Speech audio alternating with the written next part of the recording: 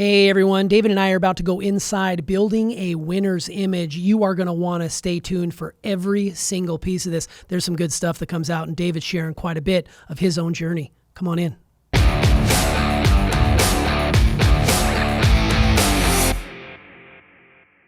Hey everyone, this is BT and welcome to Inside the Episode. Today, David and I are going inside the episode titled Building a Winner's Image. And this was a good one, and I know you're going to want to hear what David has to say with this one. So, what inspired you to talk about winner's image on this episode, David? I did an interview, I think it was July 9th, with Brad Lee. And we were talking about some of his processes. I was asking him like his success processes, mental processes, stuff like that. And he was talking about how we record the wins and the losses in the subconscious mind, which I know that topic very well. And we touched on it briefly, that people don't forgive themselves, they build a horrible self-image, and they hate themselves, and they don't do anything because they don't have any frame of reference to win by, or even like themselves. And I thought, you know what, I'm going to take that. I made a note while we were talking.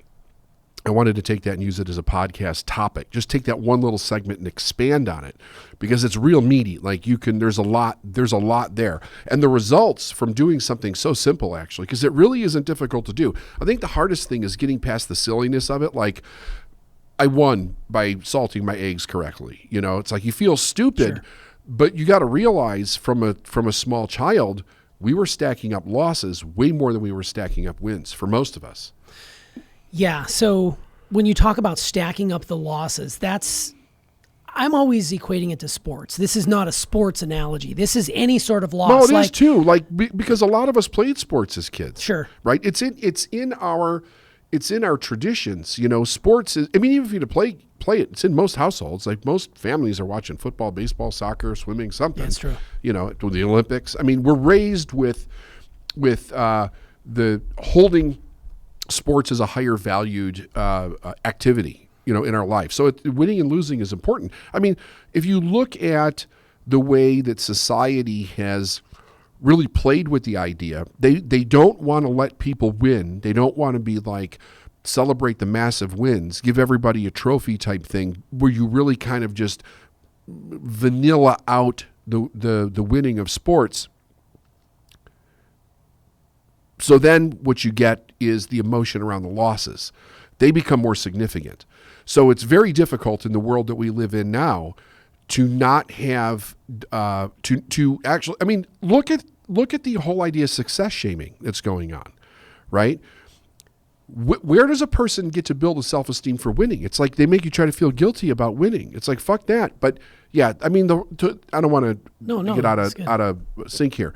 The whole idea is that if a person's not winning in life, from a foundational perspective, I will guarantee you with every single one of them, they have more of a history of recorded wins, losses, or hurts in their life, losses, hurts, or disappointments versus some kind of wins or celebrations. Yeah, for sure. It jogged my memory thinking about as a kid, I was a horrible loser. Like, I was very competitive, usually around sports. I was competitive with my brother as well, but he was several years younger than me. But I would be so angry if we lost. I would throw things, kick things, pout, cry. You should. And it would ruin me for days. And then something switched where I just got used to losing, that I transitioned into being a victim. And then it was like, well, what's the point? I'm just going to lose anyway type of situation. Right. And I wish I would have maintained that passion, not necessarily throwing shit when I lost, but at least making it hurt. Like you watch, like The Last Dance with Michael Jordan, you saw how it pained him to lose. Kobe Bryant, who we lost this year, it pained him to lose. He wasn't okay. He wasn't going and hugging and saying it's okay, we'll get him next time. He was pissed.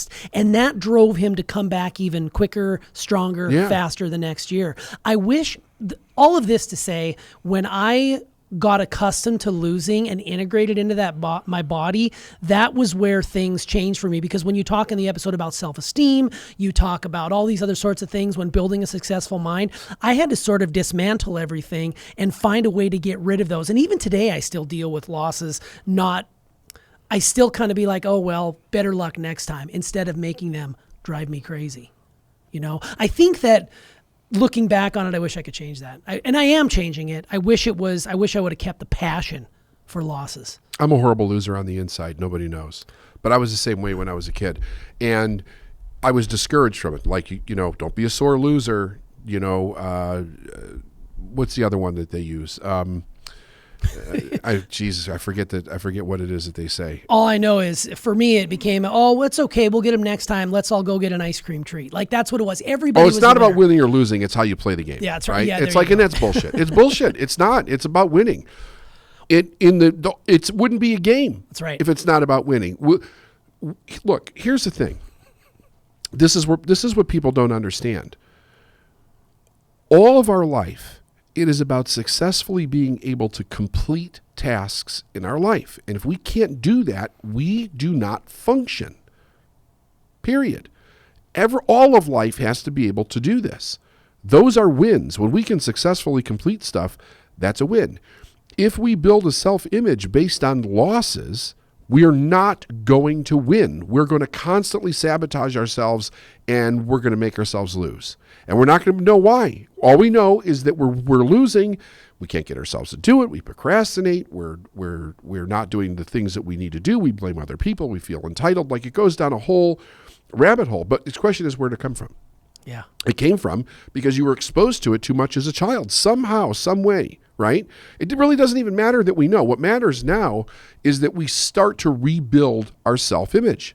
And we rebuild it by keeping track, acknowledging, and consciously attempting to win and doing that. And it can, like I said, the subconscious mind can't tell a difference between a big win or a little win. It doesn't know whether you're winning because you got an ice cream scoop in the bowl or you got a ball in the basket, right? It can't tell the difference. You completed something successfully.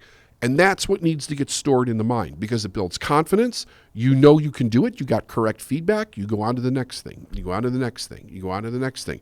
And you can rebuild yourself over a short period of time. Sure. A win is a win no matter how big. A win is a win is a win. The body knows it as a win. Right. It's interesting when you were talking about that, it came to mind the Vince Lombardi quote, winning isn't everything. It's the only thing. It's the only thing. And I love that quote. And it made me think about how it'll be interesting because when I was a kid, we didn't have just participation ribbons. I'm going to go back to this. I hate to beat this horse, but it drives me crazy. Everybody gets a trophy now, which was cool when my daughter was playing soccer at age 6. But when you're getting older and progress through, you get accustomed to just getting a participation trophy, getting a participation ribbon. It'll be interesting to see because I see how it's changed society in general now from that standpoint about how entitlement comes into play.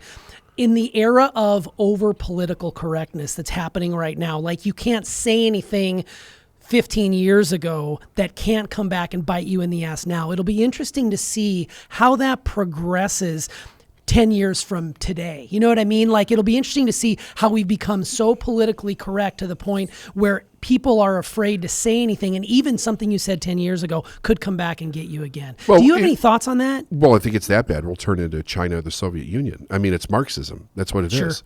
Sure. As far as a participation trophy, I think it's absolutely insane. You're expected to participate in life, right? It's a given. It's a given.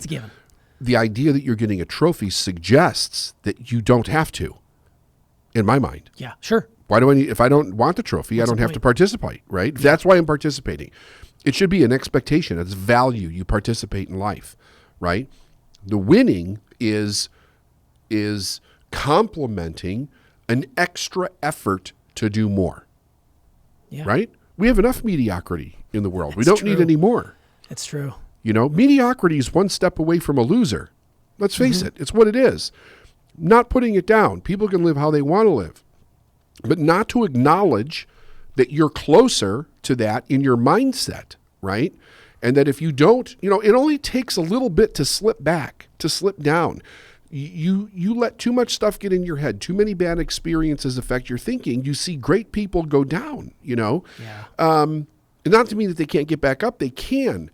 But we can work much better by knowing what we're doing with our own mind and what we're tolerating in our life and allowing and consciously choosing to be like, okay, I went a little too far this way. I need to shore this back up. What do I need to do? I need to start really concentrating on accomplishing and winning and acknowledging that in my mind so that I'm rebuilding how I actually feel about myself. Yeah, it makes me wonder, like when I was a teacher, right? And every kid had to have an award at the end of the year assembly. Like every single kid had to have some award.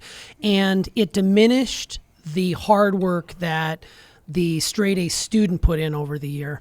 But it also was designed to get the kid who was just on a bad path to get the confidence through this paper award to lift them up. Well, you can assume that it didn't work. It didn't work. It probably did the opposite. Like, I didn't ask for this award. I didn't want this award. It was probably thrown in the rubbish bin on the way out the door. And the higher end kid that was really putting in the work to win, theirs was diminished. So it's really interesting to see how we navigate this as adults or as parents or as teachers. But see, that, in my mind, it's laziness on a teacher's part, right? Every teacher, you're going to have the best student in the class, you're going to have the worst student in the class. It's just going to be what it is. So if you got a kid that's not performing correctly, if you get him, finish all your alphabet letters, finish all your times tables, whatever. Congratulate them on that. Encourage them. Here's what happens if you get them this way. Here's what happens if you go to the next step. Okay, you're not the top of the class this year. You didn't win this year. However, this is what you did accomplish, and next year we're going to prepare for this. This is where you can go. So there's something to look forward to. There's a goal to be set, an achievement, so that when they get that ribbon, it actually fucking means something. It means something. Totally. No, I love that. Let's go back and talk about competitiveness for a moment. You're a competitive person. I said, I'm a competitive person. When it comes to having a successful mindset, you have to have some sort of competitive juices flowing through your body because you want to always be striving for more. I mean, that's what competition breeds. So how do we channel that competitive nature to do good with it and not fall into the toxicity that sometimes competitiveness can be? It can be toxic. So how do we channel that in a good way? Well, competitiveness can be toxic when it becomes so personal that you can't let something go. You know what I mean? Like, so that's where we see it, like with parents and on the field with kids, and the kid holding gets a on bad to call, that, or holding whatever. on to that thread of their own athletic prowess through their kid, right. And they lose their shit. Yeah, that's what it is. It's like it's through the kid. It's the projection through the vicariously living through the child. Yeah. I mean, that's when it's crazy. When it causes irrational behavior or destructiveness. When you can't let it go. I mean, here's the thing about maybe Kobe didn't do this, but Jordan did, at least in the documentary. When they asked him about losing a team, he's like, "We lost. No big deal. I don't give a shit. We lost." He goes, "I'll tell you what, we're going to beat their ass tomorrow," right? So he was able to let it go because I think that he knew if he gets too wrapped up in that loss, it's going to affect his game. Now he's focused on. He's like, "Okay, motherfuckers, we lost, but tomorrow." At the next game, when we get there, like, we're going to turn it on big time. So he used it to fuel the performance. And so it had a positive direction, right? I'm going to use my hurt, my disappointment, my being pissed off in a direction that is going to allow me to supersede my performance from last night or times of the past. That's really the way that I see it. I think when you see... Like when I was a kid, or when, like you said, when you throw the basketball or whatever, you were pissed off. I think that's when that loss is attached to who we are. It's too close to the ego. Yeah, to the identity. Yeah, exactly. It was. I think that's when it starts to get dangerous. Sure. No, 100%. I'm going to revisit this as well. You said in the episode, and we said it before shortly ago, every win is a win, even the smallest of things. Yeah. But that win has to be acknowledged in order for the mind to truly understand it and break it down and remember it.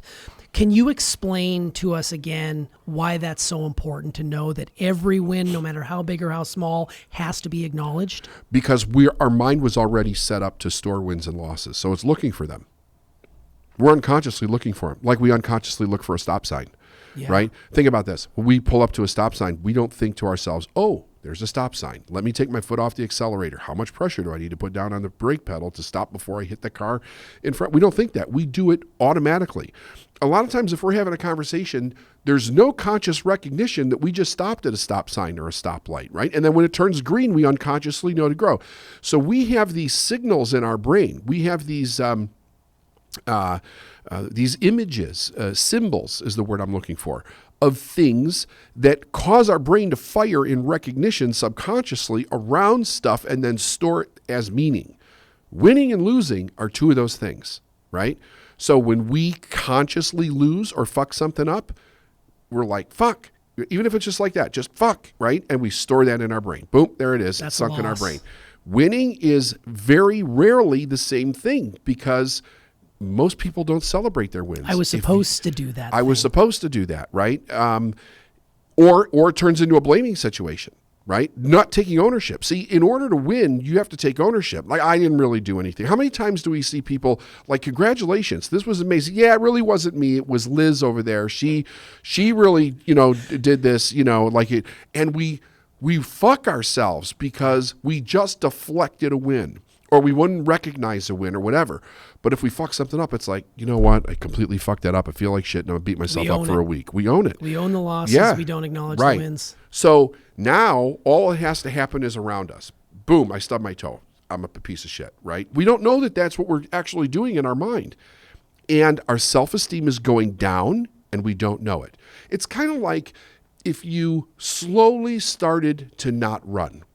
Like every day you took a couple of steps less. Sure. Eventually you get to the place where you didn't even leave the house. Right. Right? But you wouldn't notice it at first. It'd be like, well, it's just 2 steps less, right? Sure. I ran 6 miles, less 2 steps. What's the big deal, right? It's the lobster in the boiling pot of water. It doesn't know what's happening. It's slowly dying. Yeah. It's it's just a little bit, because consistency creates a result over a period of time, even if it's just a little bit. And that's what we do. Yeah, and this is where, it made me think of even our own team here. Team Nagel, we're a bunch of rock stars, but at the same time, many of us have to stop deflecting those wins and stop being so frustrated with the losses. I'll speak to myself. I'm a prime example of this. When I do something great, I don't stand up and hoot and holler and say, look what I did, I'm great, because that word humble, and I don't know about the word humble right now, but that's the word that's coming to mind. You come down and you're like, no, I was supposed to do this, right? Yeah. This is my job. But if Yeah. I send out an email with a misspelled word, I used to hover over the keyboard when I would send a blast out to our list with thousands and thousands and thousands of people. I would sit there and stare at it for 45 minutes, reading it forwards, backwards, upside down, because if there was one mistake in there, I would feel it for a week. That is no way to live your life. And, No. Steph has gotten really good, being the CEO, about calling people out. Like, stop. This was a huge win for you. I want you to sit in it and relish it and enjoy it, because you're so right. We're quick to acknowledge the losses and punish ourselves over and over and over again for them. But when it comes to a win, it's like, well, I was supposed to do that. Bullshit. That's a win. Right. Not stubbing your toe is a win. Like, I walked by, you don't stop and say, oh, I just walked by that door jamb and didn't stamp my toe. Right? Right. You stub your toe and you're like, God damn it, I do this all the time. Such an idiot. And then boom, it's in there. Right. I love that you brought that up, because I need that reminder we all myself do. to do that. We all do. And here's the thing. Even a person that has a great self-esteem could fall into that trap. Easily. All you have to do is make a couple of mistakes in a row, and it starts fucking with your head, right? Like, God damn it, I did it again. There you go. You did it again, right? Now you set an expectation. When you say again in your mind in that reference, you're setting an expectation. Yeah. I did it again. So now I'm expecting to do it again. Yeah. Right? You're going to keep calling it in. Right. Too. And so a person can literally rip themselves down in a very short period of time. But I wasn't even talking about that in the podcast. I was talking about, how do we build ourselves up? Because we can do it in the same way. We can be like, I won again. I won again, right? Sure. And we can start doing that. But think about this, right? How many times have you seen something like this, where it's talking about winning? The more you start winning, you feel like, okay, when's it going to fall? When's the shoe going to fall? When are we going to get unlucky? We can't win every game, right? We can't make every sale. We can't. It's got to happen, right? It's the fall's coming. Yes. We know it's coming. We have to set ourselves up for this big loss. Damn, I hate that. But we do it. 100% we do it. I do it still to this day. Like, we're on a roll. Things are happening. We've got this happening in the company. This great thing's happening. And then that, when's the other shoe going to drop phrase? Right. Where the hell did that phrase come from? Right. When's the other shoe going to drop? Something's going to happen. And then a bad thing happens to confirm that, because you called it in. And then it's one bad thing after another, because you keep saying, oh, I knew it. And then you reconfirm it and reconfirm it. Right. You're talking about building it up and just riding the win because it's a win, and it was supposed to be a win because you called it in and you determined to be that win. Yeah. So let me point this out. So when you're doing that, like, when's the other shoe going to fall? What you're really demonstrating is that you're more comfortable with the losses and the disappointments than you are with the win. The more the wins start stacking, the more uncomfortable you get, right? Like, it's the Leaning Tower of Pisa. It's Jenga, right? The thing's got to come down any second now. So it's important to be like, yeah, like, that's really why that's there, because it really can be the other way. And then if you do end up with the Tower of Babel coming down, right? You're kind of like, yeah, whatever, I forgive it. Like, no big deal. You don't give it that energy, or like, see, I knew it was going to happen. I told everybody. Why the fuck didn't everybody listen to me? I knew this was going to happen, right?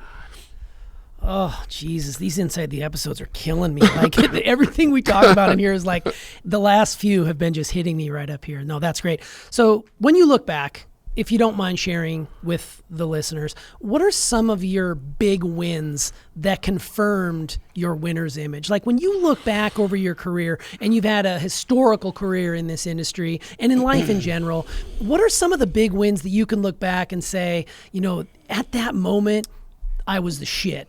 My winner's image began to solidify there, or... It was around the money. It was around, because those were such huge obstacles for me when I was younger. So the 20 to 62,000 jump, that really did a tremendous amount for my self-esteem. Like, it gave me hope too. It gave me a different level of hope. I'm like, okay, I did this. I did it. I knew that I changed something because I did that whole process where I changed my attitude. So I knew that I had changed something. That really gave me something to hang on to.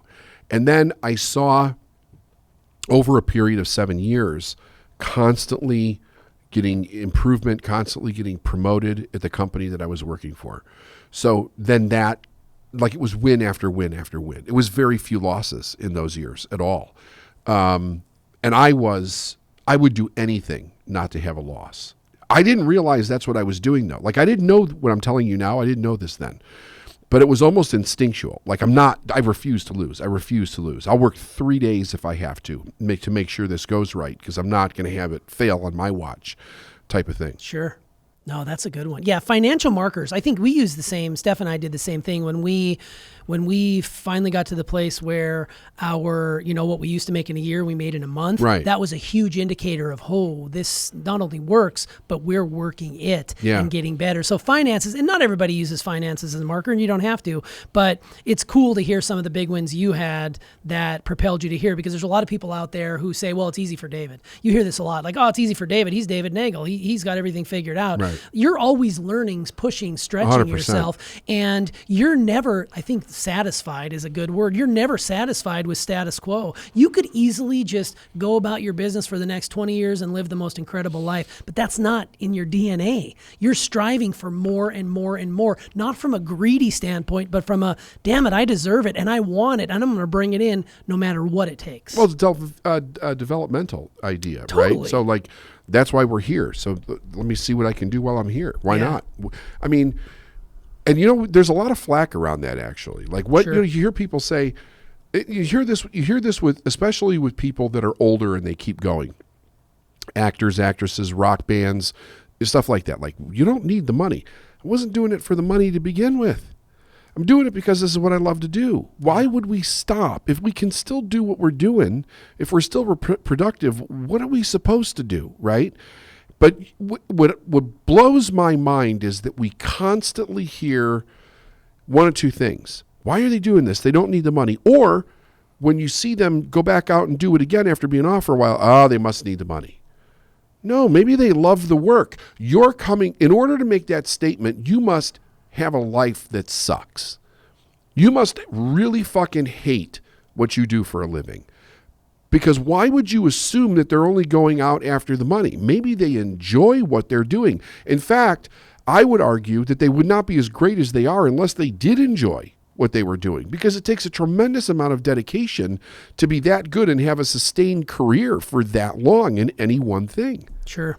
Yeah, I'm going to call back an episode you did a while back, episode 101, actually, Working to Live or Living to Work. You talked a lot in that episode and the accompanying Insight episode about retirement and what that means and how people are shooting towards this mythical destination of when they're going to retire. And then when they lose their purpose, not soon after that, they attract some sort of horrific disease or they become immobile and then they fade away. So go back and listen to Working to Live or Living to Work. I think that's a great example of what you just talked about. That's so perfect. Cool. All right, let's close with this. So in the episode, you posed a 90-day challenge to the listeners to basically track their wins, and not only tracking them, but celebrating them with emotion, like getting the emotion behind it. Because it's one thing to say, oh yeah, that was great. But if you don't say it with the proper emotion, you don't feel it, chances of replicating it probably aren't going to be there. Right. You talked about building self-confidence, self-esteem, increasing the clarity of your vision. All of these are byproducts of, celebrating your wins. And you offered some steps, and hopefully I have these right. First of all, you got to make the decision you're going to do it. That's first and foremost. Then you talked about celebrating the wins and forgiving the losses. So no rumination whatsoever. Let them go. And you also talked about writing down the wins, maybe even tracking them on a sheet or something along those lines, and then stack the wins up over the period of the 90 days to build that winner's image. Am I missing anything there? No, that's it. That's it. That's it. And in 90 days, if a person kind of follows this sort of track and acknowledges every win and just tosses aside every loss, what can they expect to come out of that from a winner's image? Increase self-confidence. It totally increases self-confidence. That's what you're going to build. So it increases your self-confidence. It increases your belief. It increases your vision. Like, people will do this for 90 days and then they'll come back and they'll be like, oh, I want to do it with this now. I want to go for something bigger, right? Because they just saw themselves win bigger than they ever have before in many cases. It's fascinating what happens. A general overall feeling better about yourself, which is the key to whatever you want to accomplish, to really feel good about yourself and feel solid around that. And the other thing that I think it does is that it shows you that the losses don't mean shit, right? They only mean whatever meaning you give to them. And with this idea, it's like, forgive them, let them go, just get them out of there, right? I can't tell you how many different programs, religions, philosophers in life say, don't look back. Don't look back. I tell people that all the time. Like, do whatever you're going to do and don't look back. Make a decision, don't look back. When you look back, you become the past. When you look at the mistake, you become the mistake. Look at the win, you become the win. Look at the future, you become the future. Look at the goal, you become the goal. So, the idea is that you will lose your attachment in 90 days. You will start to break the attachment, the addiction to focusing on the losses. How specific does a person have to be with that 90-day challenge? Is it just something as specific easy as they saying, can be? You just can't say, I'm going to change. You want to be specific. You want to be specific. Really pay attention to everything that you see that you're completing, that you get done. That's a win, which is everything that you complete and get done. It's a win. So you're all you need to do is acknowledge it, right? Pick up my phone. I'm going to check it. I put it down. I acknowledge that. I did it successfully, right? And you might think to yourself, well, that's stupid. No, it really isn't. Because when you were a kid and it was time for you to pick up your phone or your spoon or your fork or your crayon or whatever and put it back, you should have been acknowledged for doing it correctly. Otherwise, how would you know you did it correctly? So you start with things that you're already doing over and over in your life that you already do every day correctly. Acknowledge that you're doing it, right? So because what you're doing, it's not the size of the win or the loss. It's the amount. How many times I say, I win. But you're connecting it with behavior. So it's not just in your imagination. You're not just sitting around going, yeah, I'm a winner, right? But then you focus on all your losses. It's like, I'm connecting it with the activity. Like, pick the activity up, put the activity down, completed, win. Next, win. Next, win. Stack Take a 'em drink. up. Drink of water. Put it down. Win, right? Stack 'em up. Yeah, stacking them up, right? So it's like building a muscle. The more reps you do, the stronger you get. And you can start that right now. Right now. It's a simple. Wherever you are. Well, you're winning already because you're listening It doesn't to us take here. any money. That's right. You don't have to buy anything. and you could start changing yourself right here and now. Yeah, I love that. Building a winner's image. This is one to go back and listen to over and over and over again. And I encourage everybody to do that. And report back in 90 days. We'll see how everything goes for you, because Seriously. stack up those wins. Good things are going to happen. So thanks for coming inside. You bet. Hey, thanks for sticking around. We hope you take us up on that 90-day challenge. We want to see you build that winner's image, and we want to see you start doing that right now. You're already a winner with us because you're here listening. Be sure to ring that bell, subscribe, leave us a comment. We'll see you on the next one.